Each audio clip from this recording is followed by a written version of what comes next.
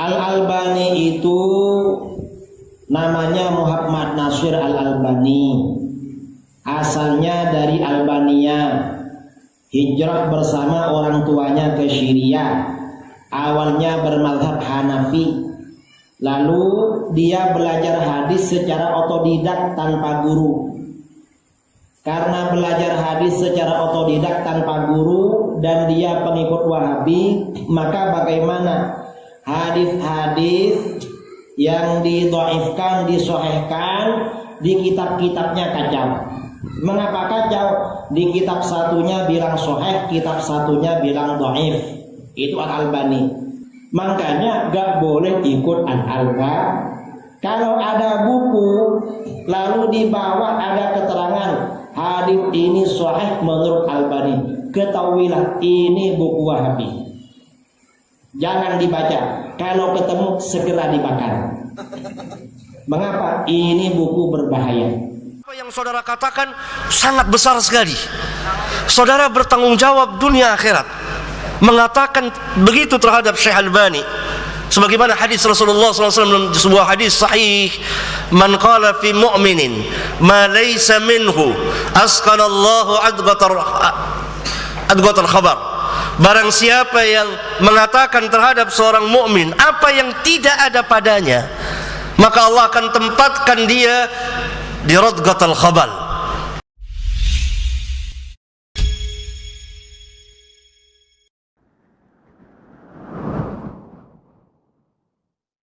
Assalamualaikum warahmatullahi wabarakatuh. Waalaikumsalam. Terima kasih sekali.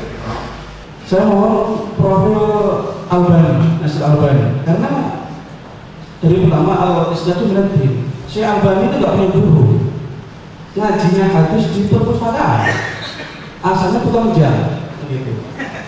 Jadi ada sebagian kitabnya Albani itu dikritik sama ahli hadis juga, begitu. Contohnya Hasan Segala di kitab Tanah Kutubnya mensalahkan Syekh Albani 1.500 kesalahan. Bisa cek kalau seperti itu. Kemudian Al-Hafidh Al-Humani juga mengutip juga banyak yang salah di kitab Albani itu.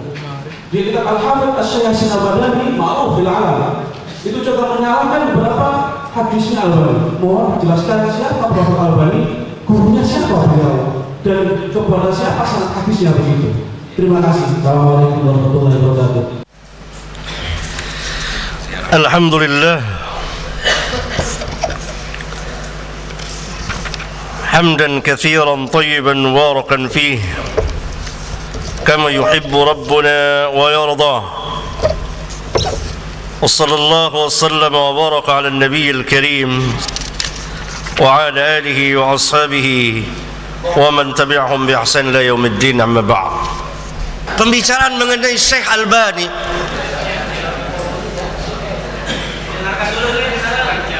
saya kira saudara tidak mengerti tentang siapa Syekh Albani.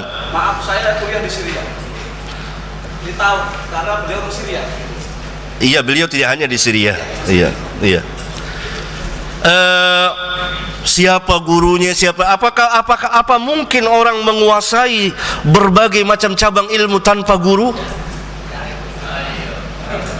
Karena sebab di Syria itu terkenal kalau beliau di sana ada maktabah Dohiri ya. Tentu semua orang masuk maktabah. Iya, dan di situ beliau terkenal selama 8 tahun tidak pernah keluar dari maktabah. Selama 8 tahun tidak pernah keluar kecuali hanya kembalikan wajib-wajib aja. Lebih dari 8 tahun. Iya. Tetapi tidak berarti beliau tidak berguru. Pertama guru beliau siapa? Bapaknya. Tahukah saudara bapaknya Syekh Albani?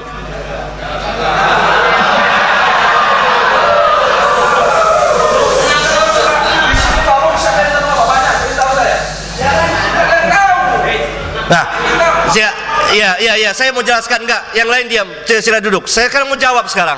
Saya mau jawab apa yang saudara katakan sangat besar sekali. Saudara bertanggung jawab dunia akhirat. Mengatakan begitu terhadap Syekh Albani. Sebagaimana hadis Rasulullah SAW, sebuah hadis sahih, man qala fi mu'minin ma laysa minhu asqanallahu adghatal khabar. barang siapa yang mengatakan terhadap seorang mukmin apa yang tidak ada padanya, maka Allah akan tempatkan dia di radghatul khabal. Saya akan memberikan jawaban. Itu. Jadi Syekh Albani gurunya banyak. Pertama, satu saya tunjukkan bapaknya seorang ulama, seorang alim, belajar dengan bapaknya, belajar membaca kitab-kitab fikih dan lain sebagainya. Kemudian beberapa ulama dan beliau mendapat ijazah. Saudara baca di kitab biografi beliau, jelas nyata terang yang ditulis dan atas persaksian beliau. Ini saya ingin membantah saudara agar saudara membaca balik. Ini saya punya kitab. Ini pernyataan dari Syekh Utsaimin dari kalangan Al-Wahabi sendiri, komentarnya Syekh Utsaimin terhadap Albani seperti itu. Dalam pernyataannya, Albani itu menyatakan bahwa azannya yang dilaksanakan oleh Syekh Utsaimin itu adalah bid'ah. Begini kata Syekh Utsaimin, ya'ti rajulun fi hadzal asr laisa indahu syai'un minal ilmi wa yaqul, dia mengatakan adzanul jum'ah al-awwal bid'ah, itu kata Albani, li'annahu laisa ma'rufan ala ahdi Rasul sallallahu alaihi wasallam wa yajibu an naqtasiru 'ala al-adzan sani faqat. Fanaqulu lahu, ini kata Syekh Utsaimin, inna sunnata Utsman sunnatun muttabi'atun idza lam tukhalif sunnata Rasulillah sallallahu alaihi wasallam wa lam yakun ahadun minas sahabah alladziina hum a'lamu minka ya Albani wa ahyaru ala dinillah bi mu'aradati wa huwa min al-khulafa'i ar-rasyidin al-mahdiyyin alladziina amara Rasulullah sallallahu alaihi wasallam bi tibaihim.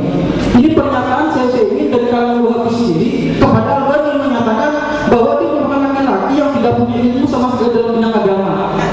Apalagi dia menyatakan bahwa adanya Syekh Utsaimin itu bukan bid'ah, seperti itu. Yang kedua, Albani mengkafirkan Imam Bukhari ketika Imam Bukhari menafsiri kalimat wajah dalam firman Allah, kullu syai'in halikun illa wajhah ay illa mulkahu. Ini ada di kitab Sahih Bukhari. Kata Albani, itu adalah ditanyakan dalam kitabnya Fatwa Albani Sahifah 523. Ketika ditanyakan tentang masalah takwil tersebut, dia mengatakan hadza la yaquluhu muslimun mu'min. Ini kan berarti kan apa? Menyatakan bahwa Imam Bukhari itu bukan mukmin, seperti itu. Ketika menafsiri kalimat wajah dengan mulka, makanya dengan fatwanya ini berarti secara tidak langsung Albani itu mengenal Bukhari itu kafir, tidak Islam dan tidak beriman, tidak mukmin, seperti itu. Dalam kitab Malak Albani menyatakan dalam kitab Tahdhirus Sajid yang Ittihadul Qubur halaman 68, Albani itu mengajak kaum muslimin agar membongkar kubbatul khadra, kubah hijau yang menaungi makam Rasulullah SAW dan mengeluarkan jasad beliau dari dalamnya, seperti itu. Gara-gara fatwa seperti itu, Albani dianggap ini sangat kontroversial dalam pernyataan. Saya sependapat dengan Ustaz yang di depan itu bahwa Albani itu, kalau ini ada prioritasnya di sini panjang sekali. Memang beliau di kalangan Wahabi sendiri itu masih belum difahami sebagai ulama hadis, seperti itu. Ya, terima kasih. Kitab siapa yang saudara baca? Ini kitab Al-Utsaimin Syarhul Aqidah Al-Wasithiyah Shahifah 438. Syekh Utsaimin sendiri. Enggak, kitab itu. Kitabnya. Oh, ini adalah saduran yang disadur oleh Ustaz Mahrus Ali, Ustaz Idrus Rofi dari LBMNU Jember ketika saudara bilang tadi bahwa itu dari Syekh Utsaimin. Iya, dalam kitab itu. Dalam kitab itu, saudara telah berdusta. Iya, tadi saudara katakan bahwa itu dari Syekh Utsaimin. Harusnya dikatakan begini, membongkar kebohongan buku ini karangan siapa? Bukan dari Utsaimin. Karena kita yang nangkep di sini langsung dari Utsaimin. Padahal Utsaimin tidak menunjukkan kepada Albani, tidak tertuju ke perkataannya kepada Syekh Albani lain. Tapi kan bisa dijelaskan rojinya kitab ini halaman sekian. Iya. Tapi tidak disebut Syekh Albani di situ. Tidak disebut Syekh Albani di situ. Itu adalah pernyataan beliau kepada Syekh Albani. Silakan dirujuk Ya. Ya, maka itu harus dilihat dulu bahwa pertama harus dari kitab ini. Saya sebut dari kitab ini halaman berapa? Tadi di sana 623 tadi. Nah, Agak terakhir Ustaz. Biografi masalah imam-imam Wahabi di sana ada semua dari Al-Bani sampai kepada Syekh ini. Enggak ada. Sampai dilanjutin. Enggak perlu dicek terlebih dahulu bahwa ini perkataannya ada memutar balik, dan saya akan jawab satu persatu. Ya kan? Karena yang mengarang ini adalah jelas mereka yang memusuhi sunnah. Daripada a'da'us sunnah yang memang menyerang sunnah dan ahlu sunnah, karena itu diputar-balikan perkataan Syekh Utsaimin tidak tertuju kepada Syekh Albani lalu dikatakan kepada Syekh Albani. Buktikan aja Pak. Iya, memang betul. Nanti Gitu. keluar Pak. Iya.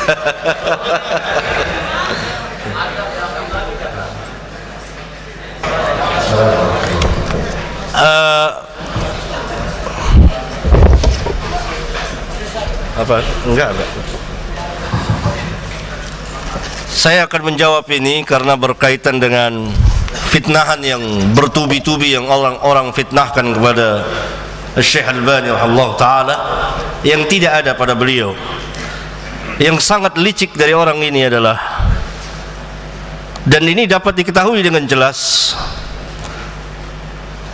Syekh Albani betul berpendapat bahwa azan 2 kali pada hari Jumat saat ini tidak tepat karena telah hilang ilatnya. Beliau jelaskan. Syekh Utsaimin sebaliknya, khilaf ilmiah di antara para ulama.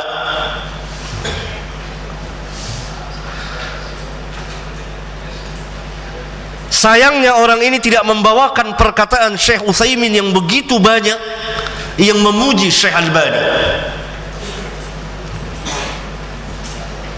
Salah satunya saya bawakan saja. Ketika Syekh Utsaimin bertakziah atas wafatnya Syekh Albani kepada istrinya, bahwa umur beliau sunnah semuanya, hidupnya dan matinya berada dalam sunnah. Itu takziah Syekh Utsaimin kepada Syekh Albani. Dan pujian-pujian yang lain banyak sekali. Jadi di sini dibawakan perkataan, betul Syekh Utsaimin mengatakan perkataan ya'ti rajulun fi hadzal 'asr. Yang dimaksud bukan Syekh Albani. Kalla thumma kalla. Kelicikan penulis untuk menyudutkan Syekh Albani.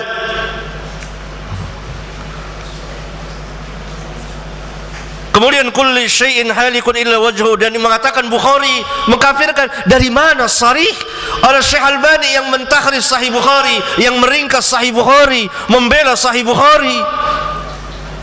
Ini fitnah yang sangat besar sekali. Kemudian mengajak membongkar Kubah, tidak pernah ada di Tahdzirus Sajid tertulis tidak demikian. Sama sekali tidak demikian. Bukan itu, hanya dipotong-potong, dipenggal-penggal. Kenapa Syekh Albani? Karena Syekh Albani fi hadzal 'asr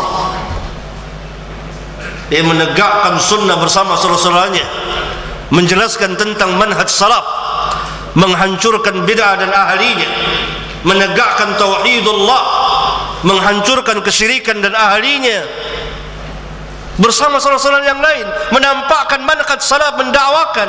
Kami tidak mengatakan bahwa Syekh Albani maksum, tidak, ada kesalahannya. Kemusuhan terhadap para ulama ahlu sunnah wal jamaah, sampai Syekh Utsaimin dan Syekh bin Bas dan lain-lain para ulama juga terkena fitnahan. Bahkan tidak aneh, dahulu Asy-Syafi'i juga dituduh berbagai macam tuduhan dan lain sebagainya. Oleh karena itu kita harus adil dan periksa kitab-kitabnya langsung.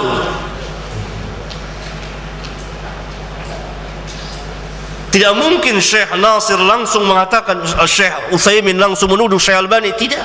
Perbedaan ilmiah dalam masalah ijtihadiyah, dalam sebagian permasalahan ahkam wajar di antara para ulama, sebagaimana perbedaan madhab yang 4. Ada yang berpendapat demikian dan begini dan seterusnya. Oleh karena itu fitnahan seperti tadi Syekh Albani tidak mempunyai guru adalah min abtalil batil, dari sebatil-batil perkataan. Karena begitu banyak gurunya Syekh Albani dan dijelaskan, dan hal yang tidak masuk di akal seorang berilmu tanpa guru dan mengetahui dengan sejumlah hadis dan rawi. Sehingga Syekh Abdul Aziz bin Baz mengatakan tidak ada di kolong langit ini orang yang lebih alim pada zaman ini tentang hadis selain Syekh Albani.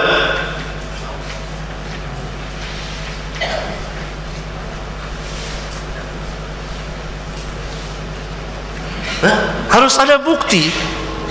المستمع عين فاغين بعث يسأل ويقول: ما هو رأي سماحتكم في الاعتماد على ما صححه الألباني؟ الشيخ محمد عبد الألباني نصر الدين الألباني من صيغة الناس، وهو من العلماء المعروفين بالاستقامة والعقيدة الطيبة والجد في تصحيح الأحاديث وبيان حالها، فهو عمدة في هذا الباب، ولكن ليس بالمعصوم، قد يقع من خطأ في تصحيح بعض الأحاديث أو تضعيفها، ولكن مثل غيره من العلماء كل عالم هكذا له بعض الأخطاء من الأولين والآخرين.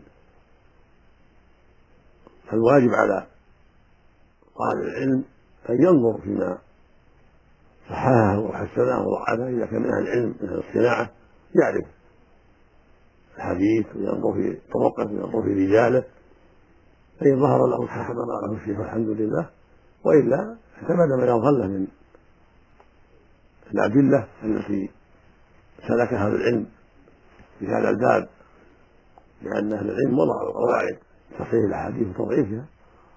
أما غير أهل العلم فمثله عمدة في التصحيح والتضعيف، لأنه من أهل العلم ومن أهل هذا الشأن، قد درس هذا المدة طويلة وسنوات كثيرة. نسأل الله لنا وله التوفيق وحسن العاقبة. نعم. اللهم آمين. جزاكم الله خيرا. وقد ذيل محدث عصر الشيخ محمد بن ناصر الدين الألباني وفقه الله، ذيل على هذا الكتاب بالإشارة المفيدة القليلة الأسطر الكثيرة المنافع، يبين فيه بعض الغامض من الألفاظ، وكذلك يبين درجة الحديث من صحة أو حسن أو ضعف، فبذلك كمل ولله الحمد هذا الكتاب. ونسأل الله تعالى الذي من علينا بابتدائه أن يمن علينا بانتهائه، وأن ينفعنا به وجميع من سمعه، إنه على كل شيء قدير.